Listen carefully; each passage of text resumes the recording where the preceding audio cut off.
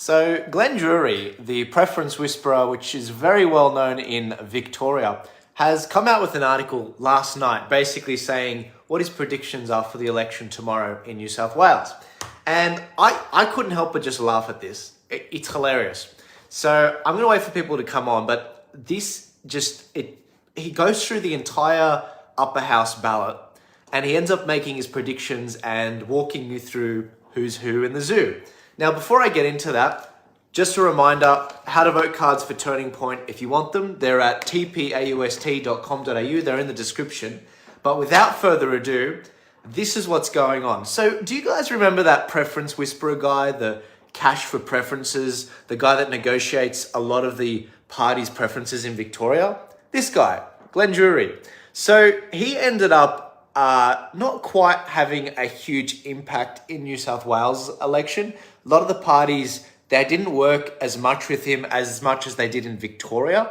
And he wrote an article last night detailing what he thinks is going to happen in the election tomorrow, specifically for the upper house. And I thought you guys might find this particularly interesting. This is what he looks like. If some of you didn't, if you know him by face, preference whisperer, Glenn Drury. Let's get into it. So he wrote an article for the New Daily and it reads, Glenn Drury, who's in the New South Wales upper house election race. And what he does is he goes through every single person on the large white ballot, and I couldn't help but laugh. This is how it reads. Let's take a leisurely stroll through the ballot paper for New South Wales elective council election and acquaint ourselves with some of the candidates. It's worth noting that since the so-called electoral reforms to the upper house in 1999, it has become increasingly challenging for ordinary people to secure a win in the election. I thought that line was hilarious because what he's saying is it's shut him out. He says ordinary people, but the election rules have shut him out basically. And so what I see when I look at this particular article is I see a situation where Glenn is particularly upset with the fact that he's unable to make an impact on the large white ballot. And so this is my real ballot. This is the white ballot. And he ends up going through from start to finish all the people on the ballot. And so this is how it reads. Group A includes Lyle Sheldon, a well-known figure in the religious right who campaigned against same-sex marriage and is the former managing director of the Australian Christian Lobby. So that's Group A. That's the very first one here. Group B, Craig Kelly, the pin-up boy for the sovereign citizens cults and the far-right cookers is in this group. Craig failed to nominate 15 candidates, which has resulted in him not having an above-the-line box on the ballot paper, despite having his own column. This means that the voters who want to support him will need to number the candidate below the line, dramatically reducing his already slim chances of winning. Silvana Nile of Group G, the wife of former veteran MLC Fred Nile, puts a few other relatively unknown candidates, and they've also opted for this strategy. So basically, he's saying Craig Kelly, Group B, Silvana Nile, Group G, basically very unlikely to get up, probably won't get up. It's basically impossible to get up below the line. The most someone's got below the line was Jim Molan in the 2019 state election. There was a big campaign to vote below the line. I think he got 140,000 votes or something, which was like a quarter of what he needed. So completely off. He goes on. Glenn Drury, by the way, Group C. Nestled among the far-right extremists and fresh from an Orwellian convention are the herbivores of animal justice. If these sushi-loathing ideologues can manage to keep their disagreements private, they may very well find themselves vying for the final seat. I'm sensing some tension here, Glenn Drury. So what he's basically saying here is the Animal Justice Party, there's a lot of salt there. In Victoria, they started to adopt his services, and when he submitted their how to vote cards, their group voting ticket for Victoria, the Animal Justice Party at the very last minute screwed Glenn Drury, and so that completely messed up a lot of his algorithms, numbering, deals with other parties, And so if you're sensing a bit of tension with regards to Group C, the way he talks about it in this article, that's why. And so it's particularly funny for me to watch because it's like he doesn't want the animal justice to get up, but there's a very good chance that they might get up. Anyway, moving on. Group D is the Labour Party. Labour, a party founded by some shearers taking a break under a tree, has managed to establish itself as a fixture in urban working class areas, solely for the purpose of blocking the Greens party influence. It's pretty self-explanatory. He's quite, somewhat friendly to the Labour Party, but that's it. Group F, this is the Socialist Alliance, won by the Socialist Alliance. However, if this organisation genuinely believes in the principles that it espouses, it should urge its followers to give equal preference to all candidates. I just thought that was really funny because it's like he's talking about equality of outcome. And so it's a bit of a jab at the lefties. So Glenn isn't so far left that he agrees with the socialists. Group H, Elizabeth Farrelly Independents, the Teals. And he just wrote, who? I don't know why he's salty about them. Maybe it's because they haven't adopted his services. Who knows? But definitely some tension there. Group I compromises two Australian political parties, the Liberal Party and the Nationals. The Liberal Party was founded by Robert Menzies with the aim of representing the middle class, but over time it has transformed into a party that mainly serves the interests of the wealthy. The Nationals, on the other hand, are seen as the less affluent relatives of the Liberal Party, based in rural areas. The Nationals are generally well-behaved and tend to follow the direction of their leaders. It's pretty glowing. By the way, after we finish these groups, he does give us some numbers about where he sees the upper house going, and that's the really interesting part. Group J, this is the Liberal Democrat Party. A factional war within the Liberal Democrats has seriously destabilised the party, and it has moved the Libertarian Party to become a more conservative one.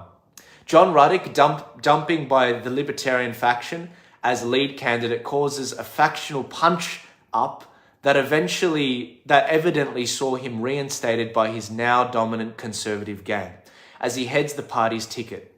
Given the internal problems and the poor position of the Liberal Democrats on the ballot, the party could struggle to win a seat. I thought that was pretty funny. A few people are eager to hear about their one. It's coming up. They're all coming up. Group L. In the middle of the pack is the Public Education Party. This is an interesting one. The group might just be the underdog to watch out for this election. Why is that, Glenn? Are you helping them out? The party was started by teachers, school principals, and other public education advocates. The Public Education Party is taking a bold stance against the rampant subsidies given to elite private schools and is demanding that taxpayer funds be redirected back to public education. I don't know about that. That one's, I don't know. Glenn, are these people that you're backing in this election? Are they adopting your services? I don't know. I guess we'll see. The underdogs, he describes them as. Group M, the Informed Medical Options Party, who are known for their anti-jab stance. They are distinct from the other so-called freedom parties and various groups of the far right who are also running as grouped independents, highlighting the divisions within the extreme right and conspiratorial movement that have blossomed since COVID. It's like, okay, whatever. Group O, featuring the controversial former Greens MP, Jeremy Buckingham, blazing the trail for the Legalised Cannabis Party. Legalised cannabis is sure to ruffle feathers among those who staunchly oppose any sort of drug legalisation. That guy might get up. I don't know. We'll see. Group P. Let me tell you about Danny Lim. A much-loved anti-war hero has made quite an impact in Sydney. He's not afraid to speak his mind and express his views through his creative signs and demonstrations. Unfortunately, in November 2022, Danny sustained injuries. Okay, yep, we know about that. When I saw Danny at the Legislative Council draw last Thursday, his face was still not fully healed. Oh, wow, Glenn was at the draw. I would have loved to meet him there. He's a fascinating guy. I'd love to pick his brain. Group Q and R. The pseudo-hipsters of the Greens and the alt-light One Nation Party have much in common, being placed on the tail end of the ballot paper that spans up to Group U. It's widely speculated that each group, the Greens and One Nation, will secure 2 seats each, but my sources within the Greens are telling me they think 3 seats may be possible. Despite the recent chaos in the lower house, which resulted in 3 Shooters, Farmers, Fishers Party MPs betraying the party, it's highly probable that veteran MLC Robert Borsak will be re-elected to the upper house. I don't know, we'll see. Their civil war was pretty brutal. Group N witnesses his typical forceful entry into the election while it anticipates what his primary vote may be affected by the shenanigans within his party. Ultimately, we will likely see a fierce countenance around the parliament for a while longer. William Burke from Sustainable Australia, they're running in a lot of seats, like 80 seats. They aim to reduce corruption and halt overdevelopment, but he may not be easily found at Group S on the ballot. Currently, he's a councillor and has even the deputy mayor of the well-regarded North Sydney Council. All right. This experience may benefit him in the upcoming election, could he finally land a seat in Parliament. All right. Now, that's it. He doesn't even mention Group U, and you guys know who Group U is. That's Ricardo and the Australia One group. He then goes on to talk about what the probable outcome is.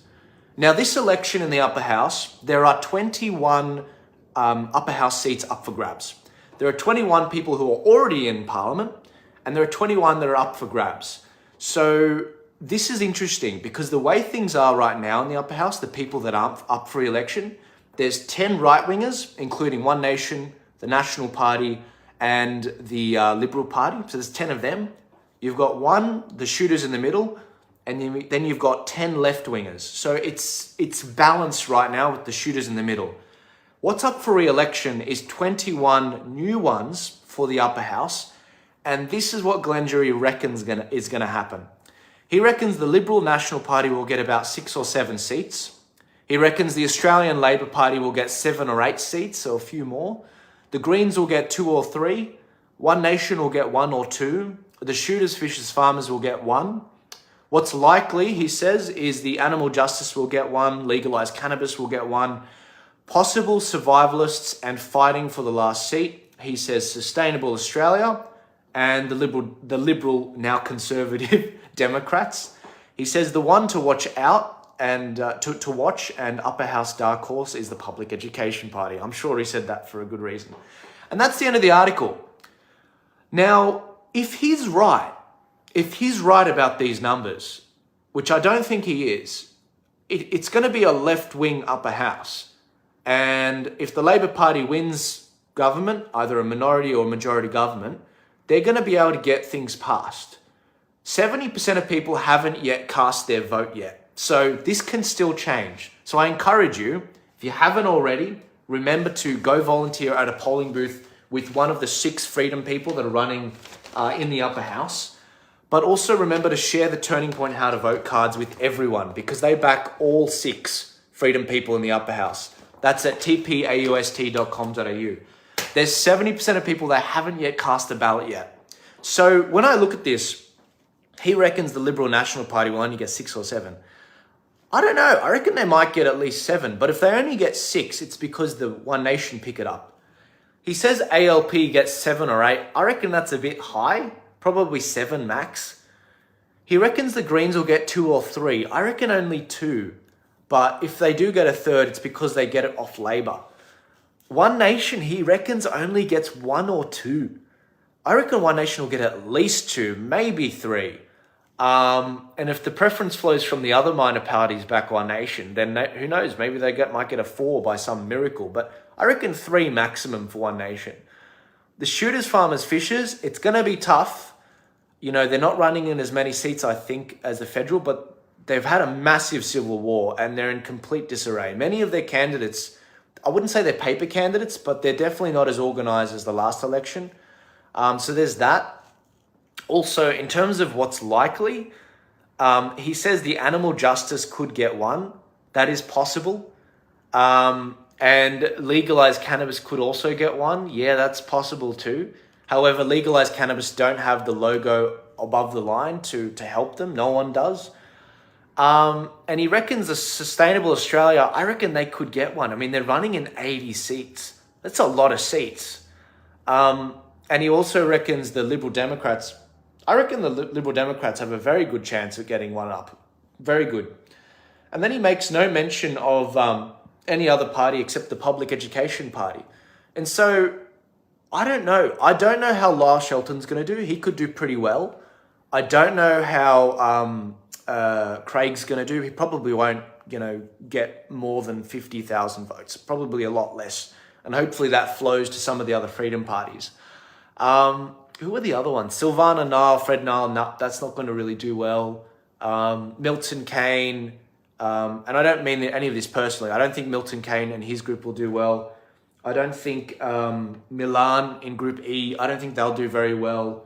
I think the big contenders out of the freedom parties, it's looking like IMOP, Liberal Democrats, and then One Nation. So that's ascending order.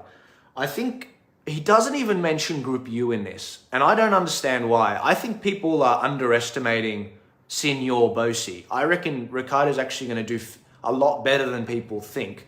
I don't think he'll get in, but I do think he's going to do a lot better than people think. And I'm just surprised he didn't even mention, Glenn Jury didn't even mention Ricardo in this article. But regardless, our how to vote cards, we back all 6 people in the upper house that are for your values. And I'm thinking One Nation needs to get 3 spots. According to these numbers, we want the balance of power. One Nation's going to need to get 3. I think the Liberal Democrats or IMOP, they're going to need to get 1. And the Liberal National Party, they need to get at least 6 or 7. Maybe that will balance the balance of power. The challenge we might have is a lot of these minor parties, they might take too many votes from the major Liberal National Party. We need them all to do well. We need them all to do well in the upper house. And so, I don't know. Look, that's Glenn Jury's article. That's his take on it. Based off that, he reckons Labor is going to end up having a minority government. And in the upper house, it's going to be a left-leaning government. I don't think so. I think it'll be probably just a right-leaning government by 1 seat. But it hangs in the balance. It's actually up to you guys. If you're out there tomorrow, handing out how to vote cards is probably the #1 thing you could do. And sharing the Turning Point Australia how to vote card, taking a screenshot of it, sharing it to your story, to your page at the start of the day. It's the best thing you can do. And of course, becoming a scrutineer after the election count, that's that. Now, just a caveat for you guys. Tomorrow night at 6 p.m, that's when they start counting the ballots. No ballots have been counted yet. Do not freak out tomorrow night when they're counting Liberal and Labor and they're excluding the minor parties. That's called the 2-party preferred count. I like to call that the media count, the corporate voting count. It's not for you guys. It's for them. It's so they can go to sleep and they can say, oh, this is the premier and whatever. I think that don't worry about that. What we care about is the upper house, not the lower house. We don't care who's premier. We care about who's actually going to be the person keeping the premier in check in the upper house. That count won't happen for at least a few weeks, up to a month, when they do the full preference flows. None of the lower house, none of the below the line voting gets counted until in the coming weeks. Tomorrow they might do an indicative count for the upper house above the line, but the priority for them is what they call the 2-party preferred count, where they take the top 2 candidates in the area and they work out, okay, who's got the higher preference, and that's that. But they do another count after that where they do the full preference flow and see who actually wins it. And so don't freak out tomorrow or in the coming days. That's what they're doing. If you haven't seen how they conduct this count, head to the New South Wales Electoral Commission YouTube page. They explained it over an hour. That's probably the best source of information. But in the meantime, if you see anything suspicious, send me an email at contact@tpost.com.au. Work hard to support your volunteers. If there's no freedom person in your area, I'm sorry. There's about 40 areas out of 90 where there was no freedom person. I tried to find people, but a lot of people were just asleep and they've sort of gone back to life and normality. Don't get angry at me. Get angry at the people in your area that didn't put their hand up. Get angry at yourself if you didn't put your hand up. And so look, I think the count will be fair tomorrow, but if it's not, if you've got evidence, send it to me. I'm a registered third-party campaigner, Turning Point Australia, so I can very easily get in contact with them and say, hey, WTF, what are you guys doing? Give this a share, get it out there. Remember to share the How to Vote cards. Volunteer at your local polling booth for your Freedom Party, and I will see you guys later. I think you're wrong, Glenn Jury. I think you're wrong. I don't think it'll be a left-leaning upper house, but who knows? You've been doing this for a long time. I just love that you're upset that you can't influence New South Wales elections as much because of the rule changes in '99. Anyway, I'll see you later, guys. God bless.